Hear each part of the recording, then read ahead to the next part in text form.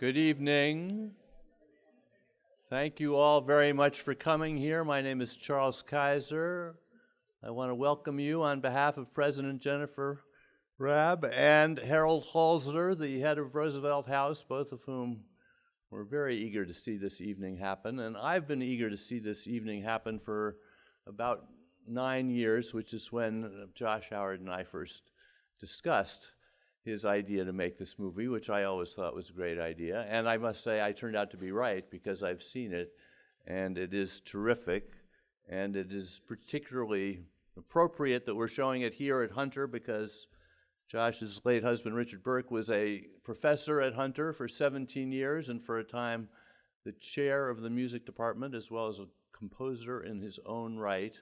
So we were very eager to do this. I love this movie. I am a gay historian, and it covers a period which I don't think any other documentary covers in any detail at all. And it also includes one of the very last on-camera interviews with Frank Kameny, who is my hero of the gay movement and, in my opinion, was probably the single most important person in the gay movement. Frank was an astronomer and employed by the MAP service in the 1950s until it was discovered that he had an arrest for homosexual activity and he was fired, and then he filed one of the first federal lawsuits for discrimination, which didn't get very far, but it made him into a lifelong and indispensable activist. And Frank was really the first person to sit down and look at the psychiatric literature, and he told me that he was perfectly willing to accept it if there was anything there. But when I read it, he said,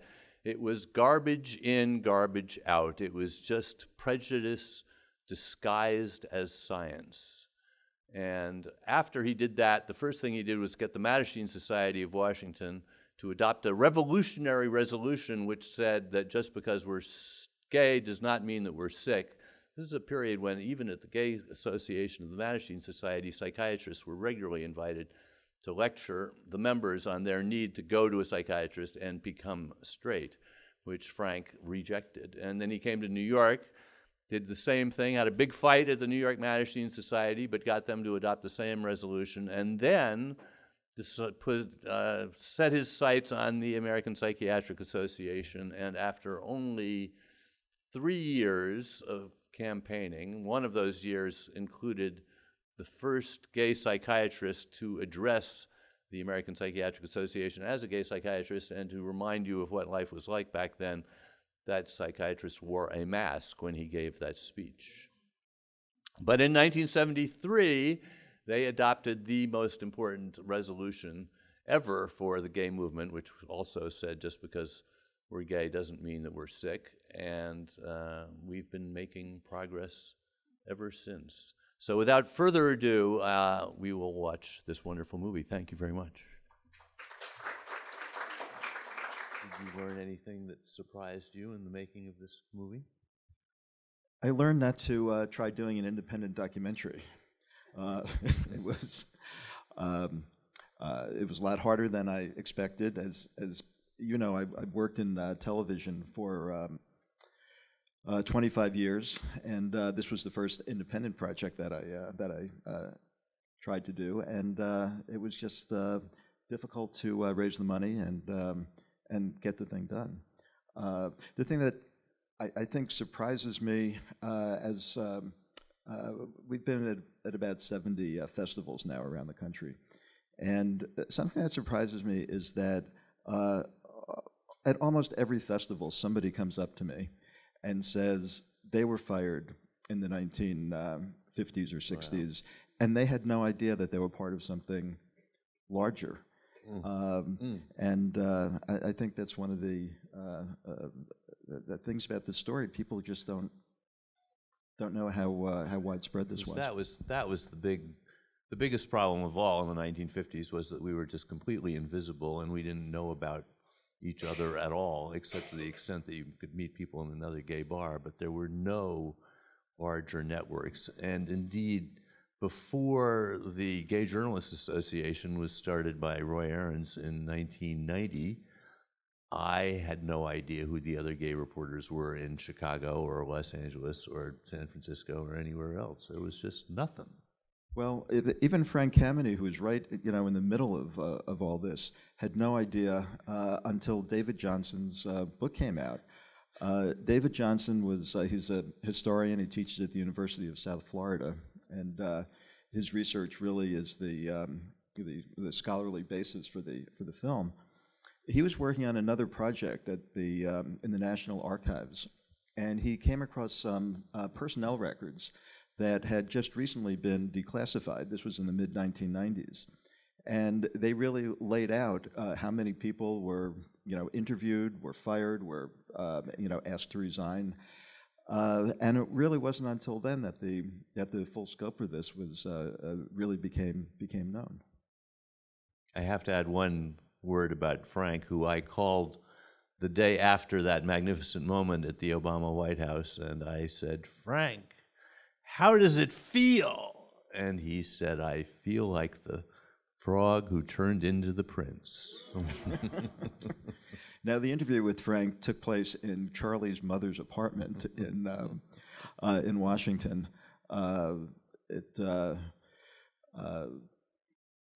Charlie was really responsible for, gave me an enormous amount of encouragement on this project, and I just want to thank you for that. Well, thank you for making the movie. It's a magnificent movie. I did, after spending several days with Frank, I found that I was developing some sympathy for the federal government because he can be a little difficult. But it was such an honor to meet him and to get to talk to him over the course of several days. I am always struck about the fact that our movement is really the product of a remarkably small number of extremely intelligent and unbelievably determined men and women who were all alone and had nothing but their own conviction that they were right to go on. And when I see a movie like this, it's I have a permanent disagree. I have two older brothers, one of whom is a conventional historian and who is obsessed with the idea that the 1950s were the great era in American life. And when I see a movie like this, I remember why I disagree with him so violently. Well, it really was just a small number of people, and I'll show the film, and younger people will, particularly will say, "Well, they only had 10 people who showed up, to pick it. They must not have publicized it very well." And there just really isn't an understanding of what of what society was like at that time.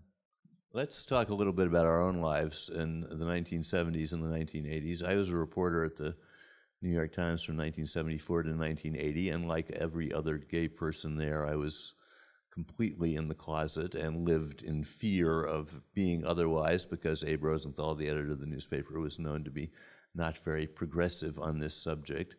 What was your life like at CBS in this regard? Well, it was very similar. I worked at 60 Minutes. I was a producer for Mike Wallace, and it was I was in the closet as well. And do you want to tell the story of when you went out to dinner with him and you went to the? Not particularly. I should say I thought I was in the closet. Years later, I found out that, well, everybody knew I was gay, but they were too polite to talk about it in those days. Similarly, I thought I was the only gay person at on the 100-person staff of 60 Minutes. And Mike, of course, has a very important role in the gay movement in his way, because it was in 1967 that he made The Homosexuals for CBS Reports, which was undoubtedly the first time that America saw an attractive, blonde young man say on national television at 9 o'clock at night, "I'm a homosexual and I'm proud of it." But it was also a controversial program because the feeling was that it was fairly homophobic. Well, yes, it was, I mean, yes, but I've always argued that it was more important for showing happy homosexuals than it was for quoting Dr. Socarides about how we were all sick. That's true. That's true. It included a CBS News survey in which they surveyed American attitudes about homosexuality, and some large percentage of people said that gay people should be in jail, and that was the That was the not attitude. untypical reaction. And then Mike came a long way, of course, because eventually he outed Abraham Lincoln, a position that our leader, Harold Halsler, would not approve of. But he did do that piece on 60 Minutes. Were you the producer in that? I was not. I think that was the year 60 Minutes began, when Lincoln was president, I think. We will entertain questions from the audience. Ma'am. Would you use the microphone? Going on. I was only about 21. I knew nothing about this. I wish you would get this on PBS TV. I do too. Oh, I wish that you would show this so that the nation would see this movie. It's such a revelation. The irony that it was President Obama who presented the award and the recognition to Dr. Kameny cannot be ignored. A black man with a homosexual, the two of them, the respect that he got. What a moment. The thing that struck me about this film, I think it's brilliant, is the total lack of remorse and total lack of heart and understanding of the people who relished that other people lost their jobs, they lost their money, they lost their livelihood. They couldn't work. How could they eat? How could they pay the rent? They didn't care. They were glad that they did this. The unbridled hatred, and we're seeing it today, and it's terrifying. Yeah, well, there were no opposing public positions on homosexuality in this era. There was one public position, and it was that we were sick, and that the only healthy homosexual was the one who was trying to become a heterosexual. That was the view, and as the film very importantly points out, that was the view of the American Civil Liberties Union until I think it was Frank who turned them around eventually. Yes, that's true. Yes, still, yeah. Yes. Well, on the last point of the, that it's still, you say it's still going on today. I do think that the film is much more relevant today than I really expected it to be when I started working on it almost 9 years ago. Because I think it is a cautionary tale about what happens when, in times of concern over national security, that politicians can single out a minority group, to be and scapegoated. certainly Mike Pence and plenty of other people in the administration would love to turn the clock back as far as they possibly could.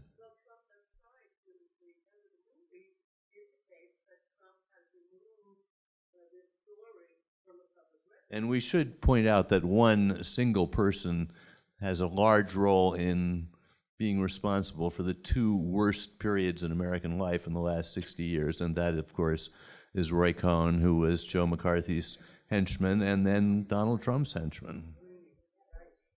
Before I forget, though, one quick comment about PBS. Not sure yet about PBS, but the film is being released theatrically next spring. It will be available on DVD and streaming, either Netflix.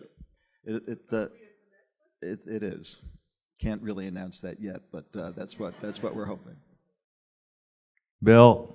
It's great to hear the reference to Blacklist of the current day. It's a great film, also lots of other things. But by 1950, in California, people with certain kinds of criminal convictions were being tracked. Those would be homosexuals.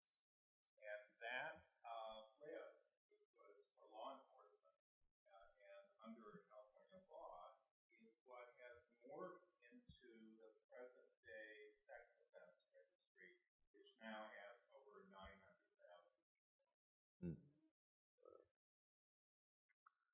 In the back. Hi, I loved it. But I wanted to know, since you named the state and commerce departments and the armed forces, why didn't you name the newspapers? Because I read some of them that whizzed by, and when gays were arrested, whether they were at a bar or they lost their jobs and kicked out, you didn't mention the newspaper. And I'm curious about which newspapers printed this crap. Pretty much every one of them. You know, the New York Times would routinely use the word pervert in headlines as a synonym for homosexual. So Pervert or deviant. right. Yeah. So it was, you know, it was throughout the, you know, the media. I think that was a pretty uniform practice of newspapers everywhere to print the names of the people who'd been arrested.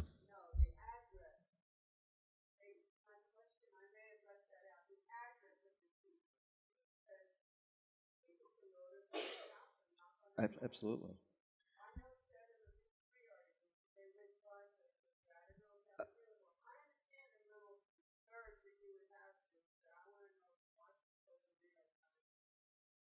I don't think- know about the Washington Post and the New York Times. No, and I think most of the headlines that related to raids were local newspapers in the cities in which the raids took place. So yeah. Yes.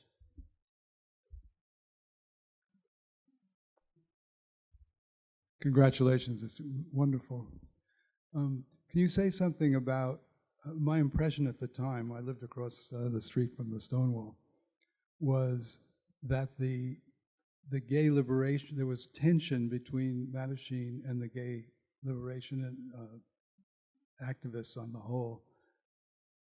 And maybe part of what this movie is going to do is to inform gay activists of their roots and their past. But at the time, wasn't there some disrespect to Dr. Kameny? Would you like to? There was certainly, there was certainly a view that the Mattachine Society was now out of date as soon as the Gay Liberation Front was founded in July of 1969. So yeah, absolutely. And there was also the fact that in the New York Mattachine Society, the person who'd written the original, most important book on this, The Homosexual in America, which was published in the early 1950s, and he had become progressively more reactionary ever since writing this revolutionary book, so that by the time that Frank was fighting for this resolution, saying just because you're gay doesn't mean you're sick, the author of that book was on the other side and saying, we are sick and you can't do this. And Frank had to defeat him to get the New York Mattachine Society to adopt that resolution. But they were all, the Mattachine Society was kind of almost immediately became irrelevant after all the other gay organizations were founded in the years immediately after Stonewall. Within 2 years, I think it barely functioned anymore. Frank, though, continued to represent people who had been fired from their jobs, and he spent the rest That of was his his life living, really, was for doing these cases. That's how he made his living.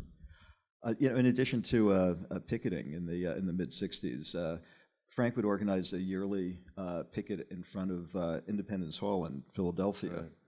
Right. And he had his dress code in effect for this yearly picket.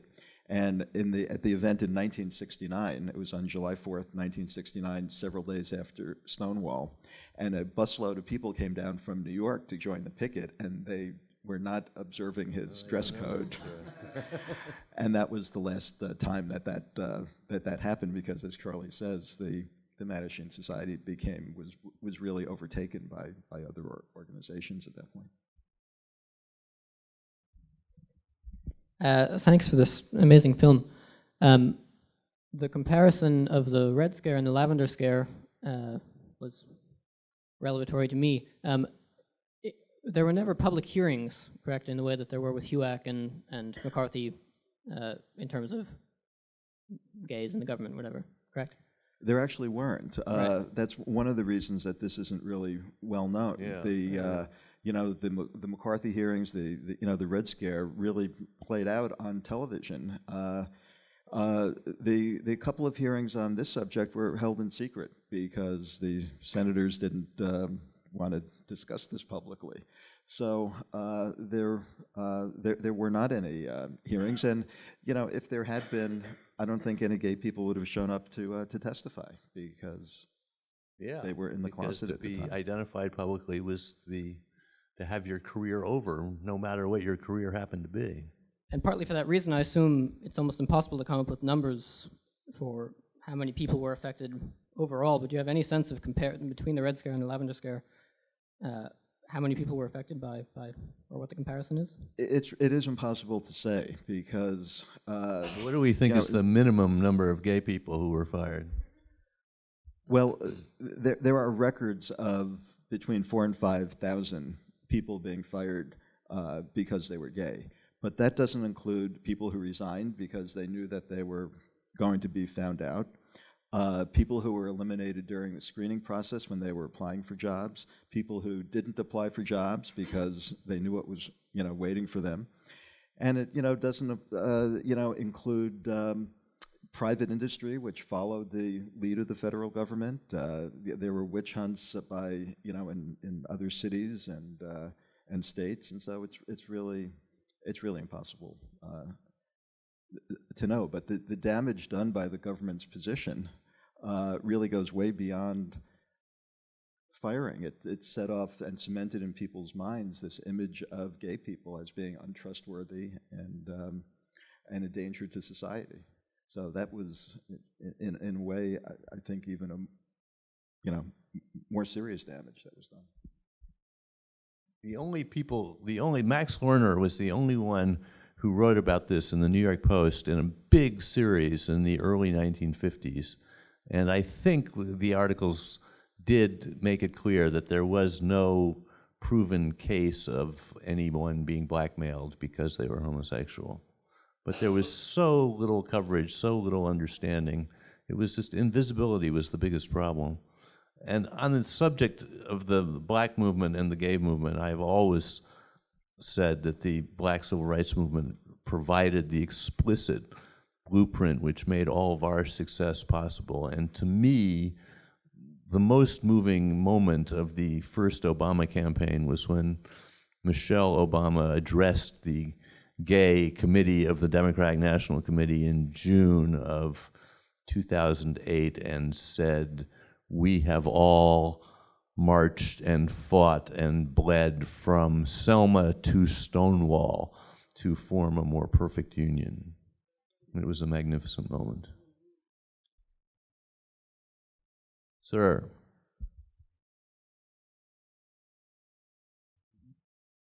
Yes, as I'm sure you're aware, there seems to be a groundswell of interest, at least in the gay community and perhaps in the larger community, at reevaluating pre-Stonewall gay politics and the beginnings of what we now refer to as the gay revolution. An opera called Fellow Travelers has been making the rounds in the country. It was here in New York about a year ago, I think. There was a play, I can't remember the name of it, but it was about the early Mattachine Society with Rudy Gernreich and Harry Hay. I just can't remember the name of the play now. But there seem to be a number of young people who are really interested now in looking at that pre-Stonewall period. Do you feel there is some kind of groundswell of interest now in the pre-Stonewall gay history? Well, I've been interested in it for a long time. I've wrote a book about it back in 1997. So I'm glad if there's a wider groundswell now. I'm not sure. I've been all around the country with the film, and the audience tends to be a bit older, and I'm not sure that I've seen a lot of interest among younger people. Some of the feedback I do get is, why dwell on the past? We have marriage equality now, and do we really need to learn history? And as a historian, I'm sure that and as a filmmaker about history, that is an unpleasant thought. Of course.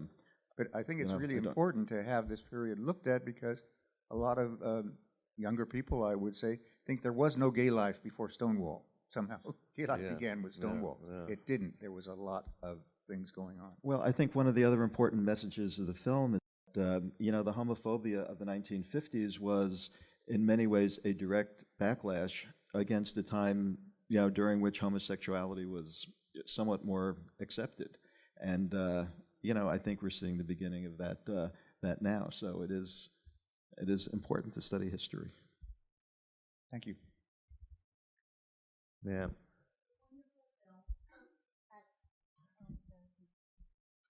A wonderful film. I loved it.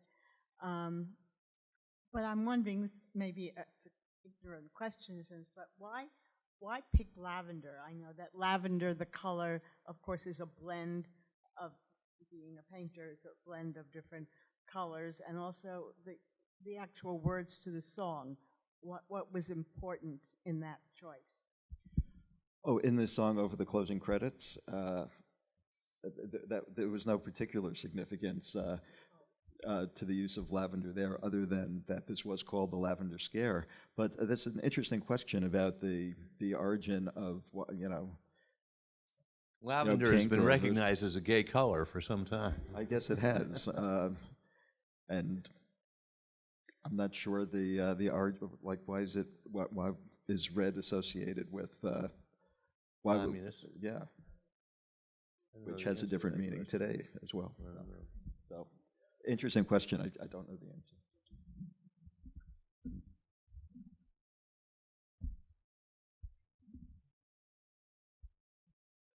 I know this film is anti-secrets, but I feel like this room could keep a secret, and I was wondering if you could tell us the Mike Wall story.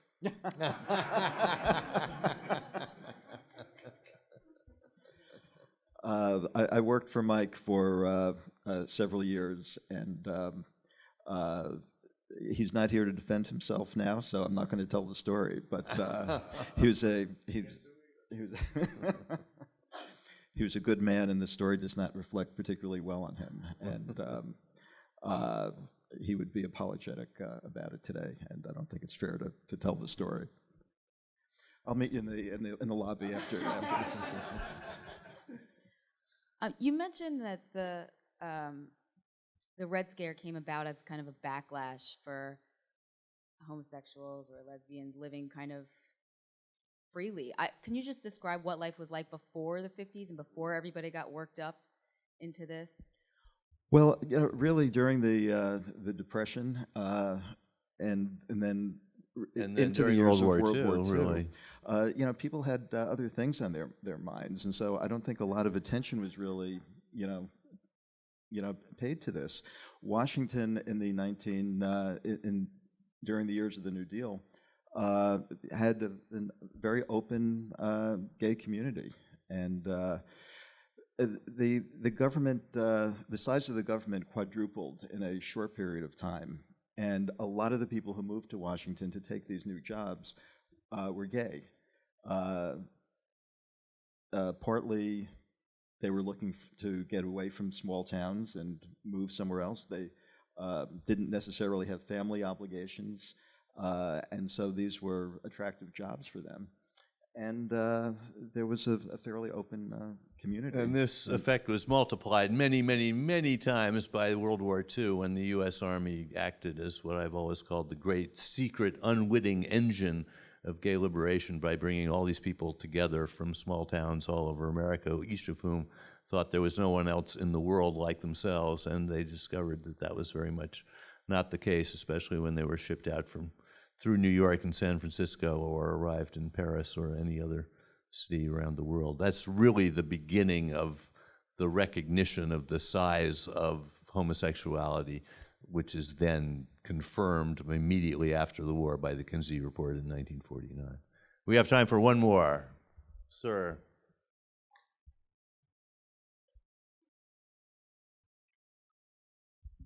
This is kind of a meta question to finish with, but I mean, do you think the AIDS crisis in general midwived greater acceptance of homosexuality in America, or it was a real impediment to acceptance of it?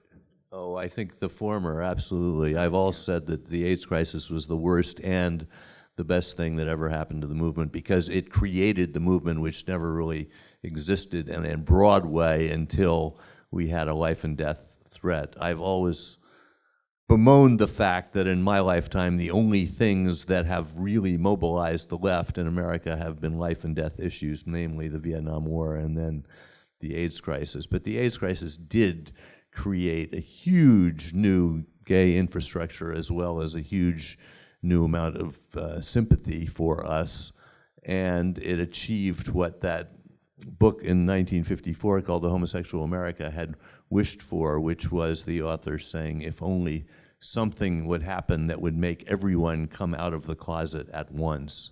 And that is more or less what AIDS accomplished in that moment. I mean, obviously, it was the most ghastly period that I've lived through, but I am very grateful to its consequences. So I would say, yes, it did improved our condition overall in a big way. Please join us upstairs for a glass of wine, and thank you all very much for coming.